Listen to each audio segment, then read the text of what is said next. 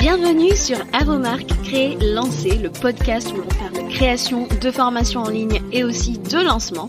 Moi, c'est Julie de La Vie en Evergreen. Je vis sur la belle île de la Réunion. Professeure d'anglais à la base, je suis passionnée par la transmission de savoir et le web marketing. Alors si tu es à la recherche de conseils et d'inspiration pour créer un programme en ligne que tes clients vont adorer et recommander, construire une audience à qui vendre, réussir ton lancement, alors tu es au bon endroit. Parfois seul, parfois accompagné d'invités, mon objectif est de te donner toutes les clés pour réussir à devenir la référence dans ton domaine et vivre de ton savoir profitablement. Alors si tu es prêt, je t'invite à t'installer confortablement et c'est parti pour l'épisode du jour. Chers créateurs, chères créatrices de formation en ligne, je te souhaite la bienvenue dans un nouvel épisode. Aujourd'hui, l'épisode est pépite, laisse-moi te dire. Cet épisode s'intitule « Comment créer un rétro-planning en béton pour lancer ton programme en ligne ?» Et je sais que quand on veut lancer son programme, on est plutôt excité par l'aspect création du programme, mais quand il s'agit de le commercialiser, on commence à se poser des questions un peu compliquées comme comment est-ce que j'organise un lancement, quelles sont les étapes, qu'est-ce que je ne dois pas oublier, est-ce que mes stratégies vont fonctionner, est-ce que je fais les choses dans l'ordre, est-ce que je passe à côté de quelque chose d'important, et si jamais je ne générais pas de revenus, il y a plein de choses qui passent par nos têtes, et en vérité, un lancement c'est comme un iceberg. Il y a une partie qu'on voit et une qu'on ne voit pas, et bien évidemment celle qu'on ne voit pas, elle est immense et je comprends que ça peut faire peur. Donc si c'est quelque chose qui te fait peur d'organiser un tel événement, si tu as peur d'oublier des choses, mal faire, passer à côté de choses importantes, que toutes ces micro-tâches là, ça te donne mal à la tête, écoute, cet épisode est pour toi. Je l'ai divisé en 3 parties. Je vais d'abord commencer par définir ce qu'est un rétro-planning et pourquoi est-ce que c'est si important. En deuxième partie, je vais te donner ma méthode en 3 étapes pour créer ton rétro-planning et enfin, je vais pas te laisser partir comme ça. En dernière partie, je vais te donner 9 conseils pour un rétro-planning de folie. Donc j'espère que le programme te plaît. Installe-toi confortablement. C'est parti, on y va. Alors, on va définir ce qu'est un rétro-planning et je vais te dire pourquoi c'est, à mon sens, aussi important.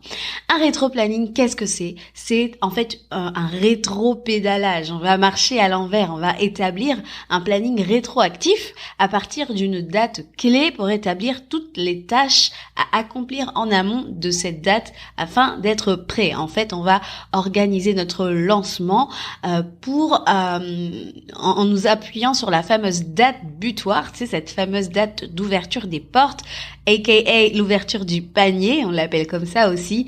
Et en fait, on a besoin en fait de ce planning, ce planning rétroactif pour savoir où on va. On a besoin de clarté dans nos actions parce que entre maintenant et la date butoir, on a énormément de choses à faire et il faut faire vraiment attention à ne rien oublier en fait pour que quand notre programme en ligne sorte, notre communauté vive ça comme un moment de fête. Je le dis souvent.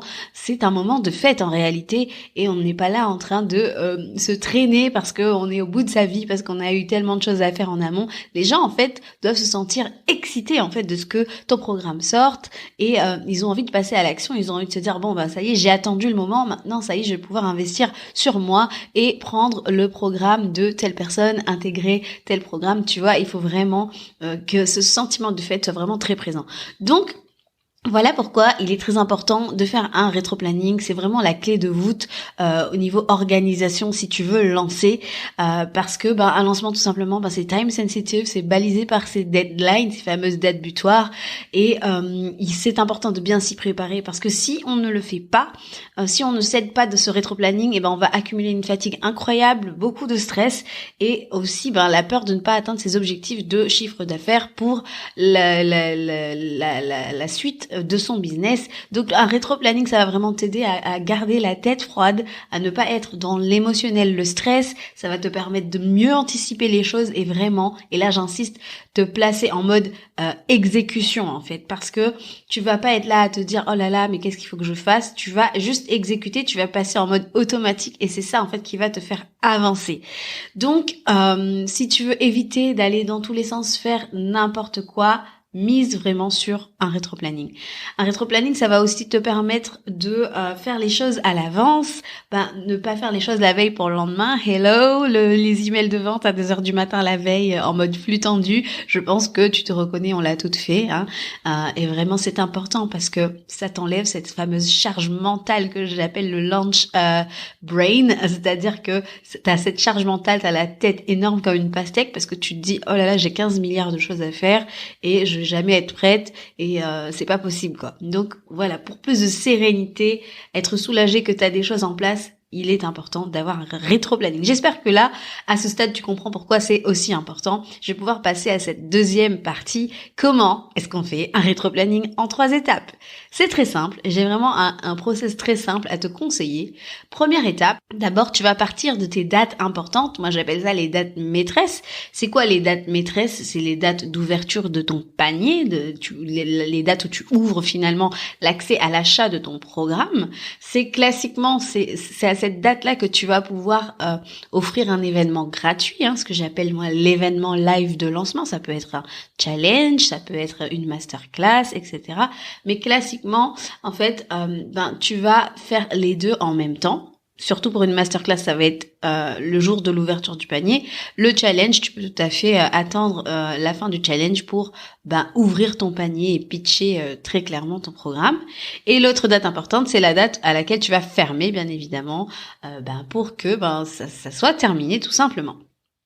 Donc, deuxième étape, une fois que tu as ces dates maîtresses-là, demande-toi quelles sont les actions à mener pour être prêt pour ces dates. Fais un brain dump, je vais y arriver, de toutes les micro-tâches que tu as à faire. C'est-à-dire que sors-les de ta tête, d'accord ? Pose-les sur papier, sors-les de ta tête, dis-toi mais qu'est-ce que je dois faire pour pouvoir lancer concrètement, matérialiser la vente de ce programme et l'apporter à ma communauté tout simplement. Qu'est-ce que je dois faire pour être prêt pour ces dates? Alors je vais te donner un petit exemple. Si tu fais une masterclass, il faut rétro-pédaler, d'accord?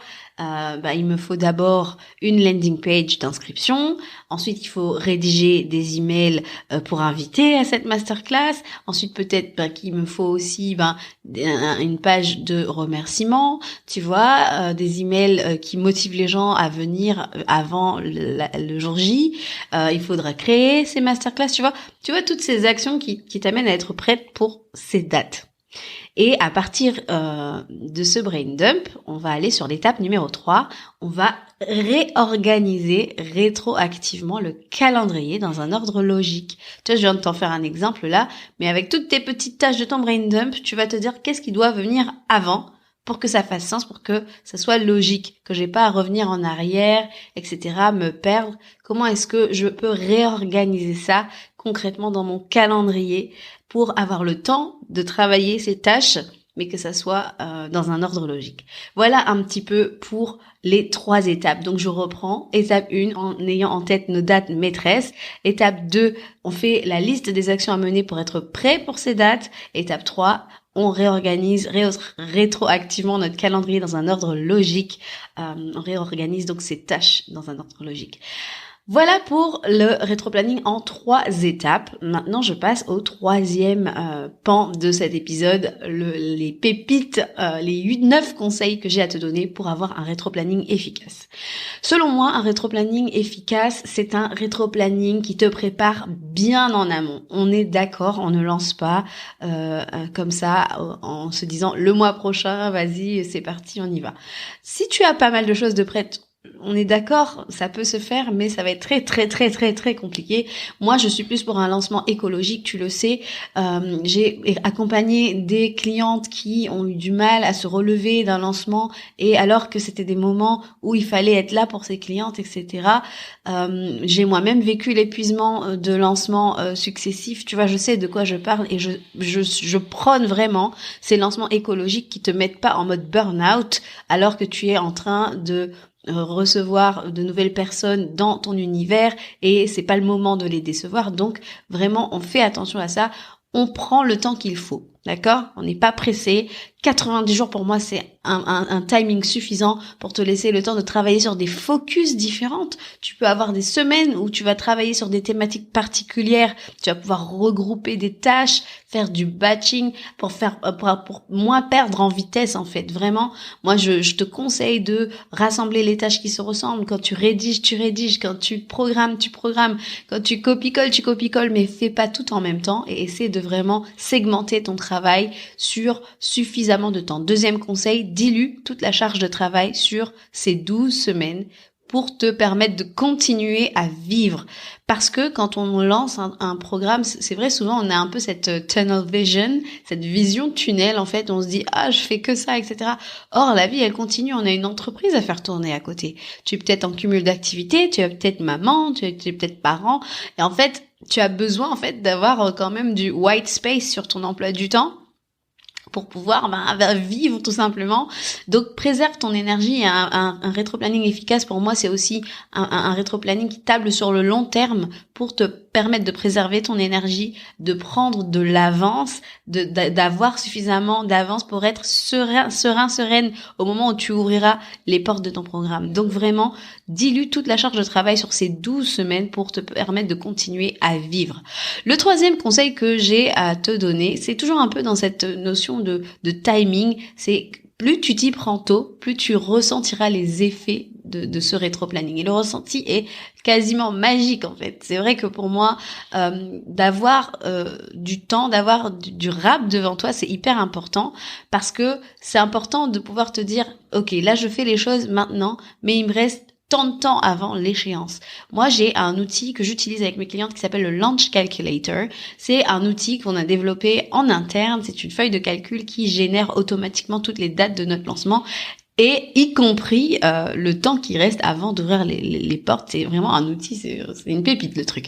Et en fait, je trouve que c'est super intéressant parce que ça nous permet de voir combien de temps est-ce qu'il nous reste, combien de temps est-ce qu'on a encore devant nous, si on a du retard ou alors quelle est l'avance qu'on est en train de prendre en fait face à ce lancement. Et ça te met dans un état où tu te dis c'est bon, là j'y vais, j'ai confiance, je sais que je suis en avance, ou alors non, il faut que je me dépêche, j'ai un peu de retard, c'est pas possible. Allez, je continue, je ne perds pas le cap en fait. Tu vois, c'est très important parce que qu'on se le dise, arriver et ouvrir le panier et tout avoir de prêt, avoir des choses déjà de calé, c'est quelque chose, c'est une sérénité qui n'a pas de prix en lancement, c'est hyper important. Là, tu vas arriver, tu vas vendre quelque chose, tu es déjà dans cet état un peu de stress, qu'on se le dise, parce qu'on se demande est-ce que ça va fonctionner, etc. Mais de te dire que tu as tout fait en temps et en heure, c'est hyper important et ça te fait vraiment beaucoup de bien. Tu vois, je pense que tu as besoin de cette sérénité là quand tu lances. Ensuite, donc j'en suis à mon 4e conseil maintenant pour un rétro-planning efficace. Vois ton rétro-planning pas seulement comme un planeur, mais une boîte noire, d'accord? Un lieu de stockage unique, en fait, qui stocke toutes les informations. Parce que des informations, tu vas en avoir et tu vas en avoir à la pelle. Voilà pourquoi je préconise d'utiliser un outil de gestion de projet, en fait. Quand tu fais ton rétro-planning, tu peux utiliser Trello, tu peux utiliser Notion, tu peux utiliser ClickUp, peu importe. Moi, personnellement, j'ai craqué sur Notion, même si pendant très, très, très longtemps, Notion m'a fait très, très peur. J'étais un petit peu déstabilisée par ce côté page blanche, tout à créer, etc. Et en fait, je l'ai apprivoisé. Et puis, au fur et à mesure, il faut dire aussi que j'ai travaillé avec des clientes qui étaient toutes sur Notion parce qu'elles avaient compris que c'était tellement puissant que j'ai pas pu résister. Et à un moment donné, j'ai cédé et j'ai compris pourquoi il fallait le faire.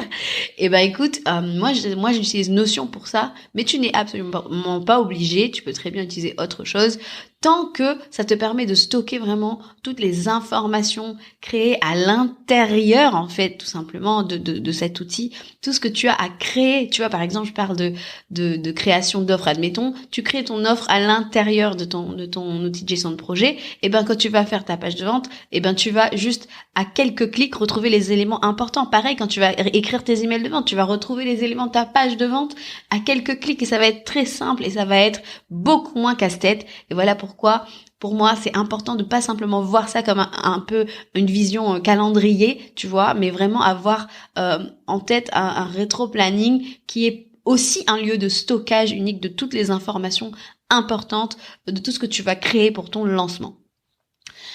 Enfin, conseil suivant. Alors là, j'en suis au 1, 2, 3, 4, 5e conseil. Donc, on va avoir un rétro-planning qui fait de la place à la stratégie. Ça, c'est un gros problème. C'est un gros problème que je vois souvent. On n'inclut pas la stratégie en fait dans son rétro-planning. Or, un lancement qui convertit, il a 3 piliers, c'est l'organisation, la stratégie et le passage à l'action. Et tu en as besoin. Qu'est-ce qui est stratégique? Par exemple, créer ton offre, quels sont les bonus que tu veux intégrer, etc. dans cette offre pour la rendre irrésistible. Toutes ces choses-là, il va falloir les travailler consciemment. C'est pas simplement créer la landing page pour s'inscrire au challenge, c'est pas ça. Il faut aussi amener de la place à faire de la place à la stratégie, parce que je vois beaucoup de gens se perdre dans la tech, dans l'opérationnel, dans le branding, le design, etc. et ne pas suffisamment passer du temps sur sa stratégie. Or, la stratégie de vente, c'est un pilier pour convertir, c'est très important. Et dans ton rétro-planning, tu dois aussi avoir de la place pour ça. Tu dois avoir de la place pour des tâches stratégiques. Voilà pour ce conseil. Donc là, on est au conseil numéro 1, 2, 3, 4, 5, je vais y arriver. Maintenant, conseil numéro 6. Il te faut un rétro-planning qui te donne une vision claire des types de tâches que tu vas faire. Par exemple, ça peut être, je ne sais pas, l'organisation, on parlait des types de tâches de stratégie, quelles sont les tâches liées à la vente, est-ce que tu as des tâches de rédaction, tout ça, pourquoi ? C'est pas juste pour faire joli en fait, c'est pour pouvoir choisir les moments, pour le bon moment pour les exécuter, d'accord ? Par exemple, t'as pas forcément besoin du même niveau d'énergie quand t'es en train de mettre en place des choses au niveau de la tech que quand t'es en train de créer du contenu payant ou créer ta stratégie de vente ou écrire ta page de vente. Tu as pas besoin forcément du même niveau d'énergie pour exécuter ces choses-là.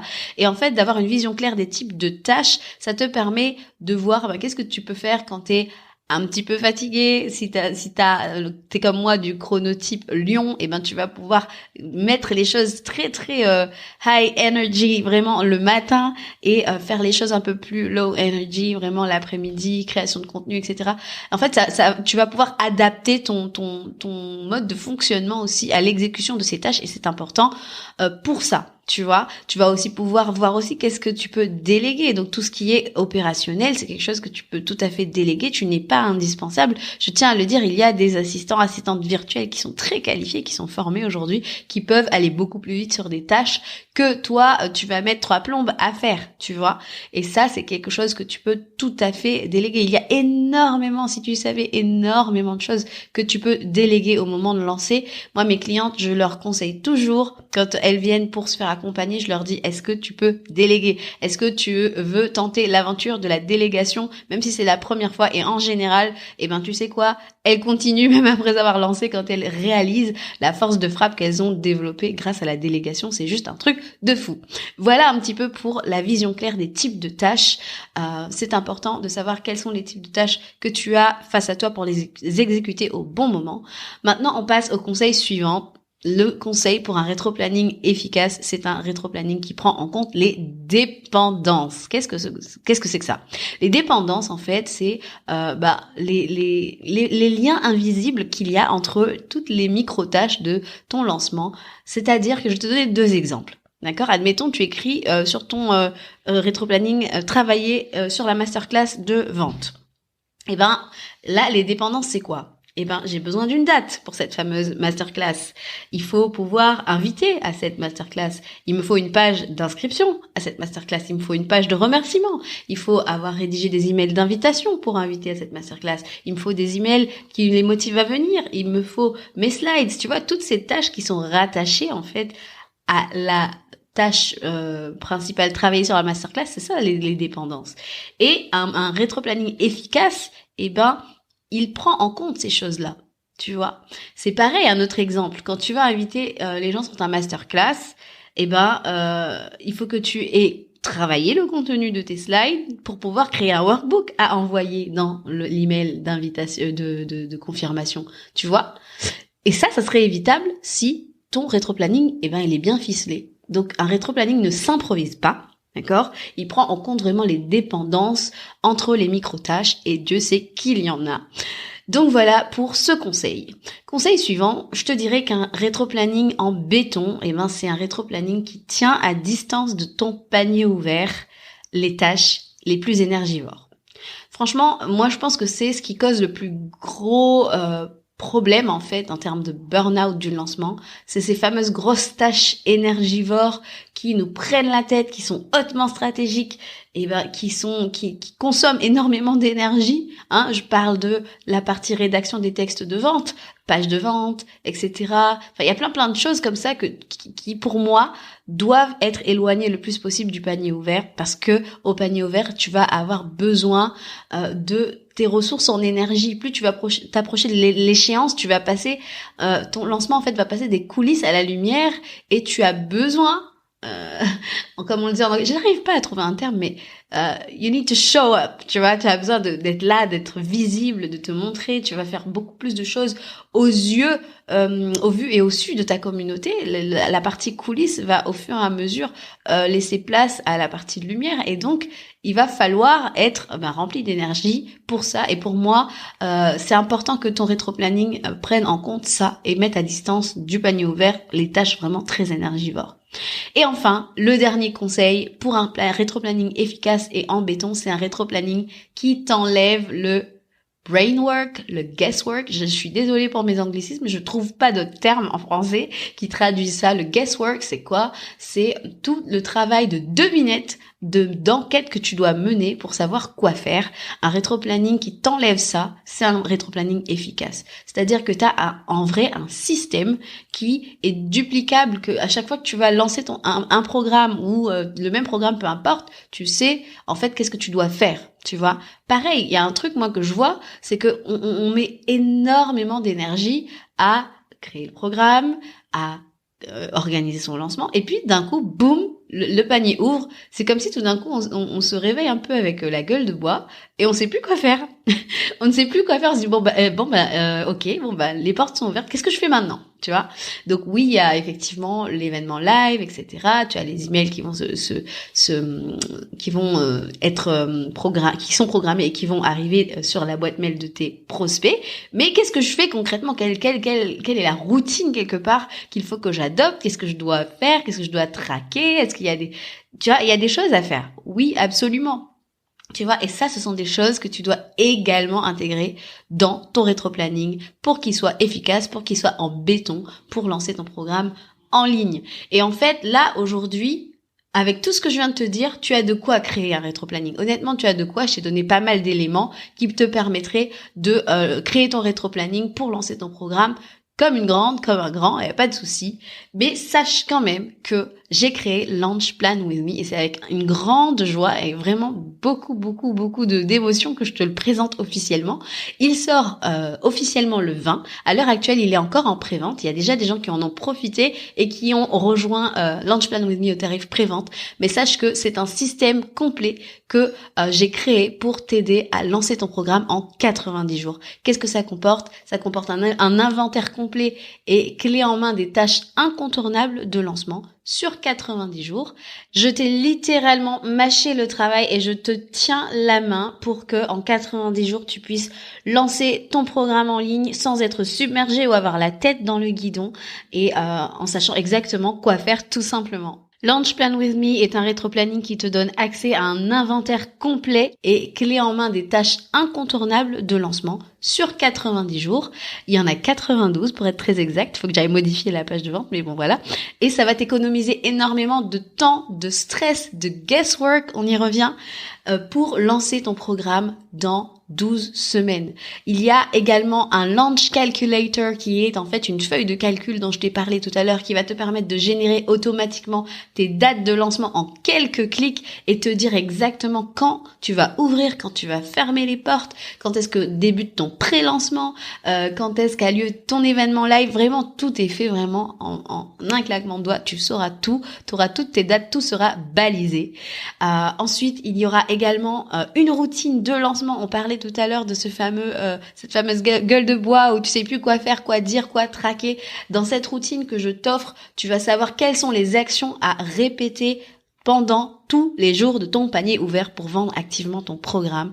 Et il y a aussi une checklist post-lancement de tout ce que tu ne dois pas oublier de faire une fois que tu as fermé les portes, et toute une flopée de bonus, dont une masterclass stratégique, des templates de posts pour Instagram, pour des templates de mock-up, de bonus, etc. Des outils, des checklists. Et franchement, c'est un truc de fou. La sortie officielle, c'est ce jeudi 20 juillet. Il y aura une offre de lancement jusqu'au 27. Donc, si tu veux en être, suis-moi sur Instagram ou assure-toi d'être sur ma liste email pour profiter de cette offre. Et si tu écoutes cet épisode après le 27, t'inquiète pas, le produit ne s'en va pas puisque je ne ferme pas les portes. Il sera toujours disponible et surtout, c'est un produit qui est hyper accessible. Tu ne vas pas avoir besoin de braquer une banque pour pouvoir te procurer ce plan d'action, cet inventaire de tâches de lancement. Je crois vraiment que toutes les créatrices, tous les créateurs de formation débordés méritent d'avoir un bon coup de pouce sans devoir braquer une banque pour démarrer cette belle aventure et ni risquer le burn-out parce que tu sais que l'épuisement, moi je l'ai vécu, je l'ai vu auprès de certaines de mes clientes et je veux vraiment rendre accessible ces fameux lancements sans burn-out. Donc voilà, si c'est l'aide dont tu as besoin, je te conseille, va checker Launch Plan With Me. La sortie officielle, c'est le jeudi 20 juillet et après le programme sera, le petit produit sera disponible toute l'année et je serai vraiment, moi personnellement, très honorée de t'aider à lancer ce programme que tu rêves de vendre depuis longtemps et j'ai hâte de voir la différence que ça va faire dans ton business. Nous voilà arrivés à la fin de cet épisode. J'espère vraiment que tu as pris énormément de notes, que ça t'a apporté énormément de valeur. Je te remercie de m'avoir écouté jusque-là. On se retrouve quant à nous la semaine prochaine pour un nouvel épisode. Sur ce, je te dis ciao ciao.